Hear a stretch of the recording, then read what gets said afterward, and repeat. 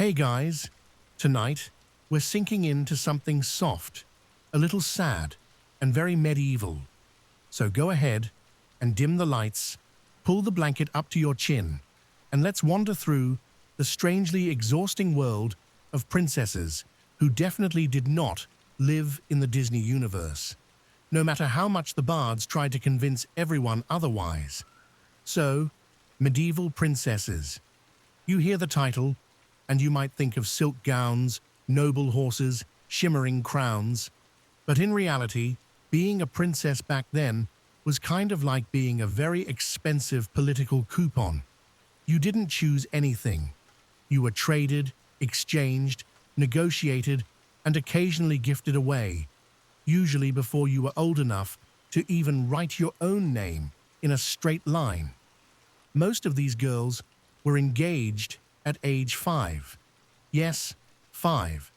Still losing baby teeth, still learning not to spill porridge on themselves, and already promised to some 40-year-old duke who probably smelled like damp wool and bad decisions. And once you were promised, that was it. Your life path was set with the same enthusiasm people use when selecting livestock, because that's basically how royal fathers treated daughters, elegant diplomatic cattle.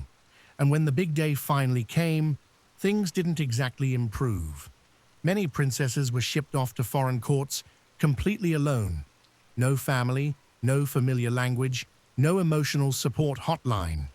Just you, your tiny linen trunk, and an entire castle of people quietly judging how well you curtsy. Your main job?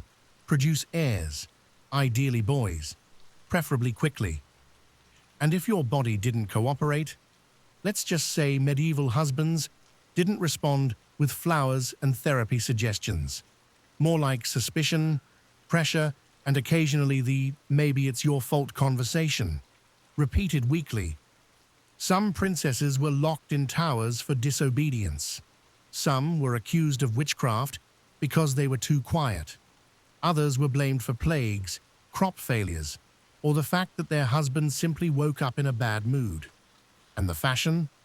Let's not pretend wearing 10 pounds of brocade in unventilated castles did wonders for anyone's comfort. But ironically, because history loves irony, these princesses were still called lucky compared to ordinary medieval women. Because at least they had roofs, food, and the occasional imported soap brick. So let's drift a little deeper tonight into the quiet corridors of royal misery, where every smiling portrait hides a child who was handed a kingdom, a marriage, and a lifetime of expectations long before she ever had a childhood.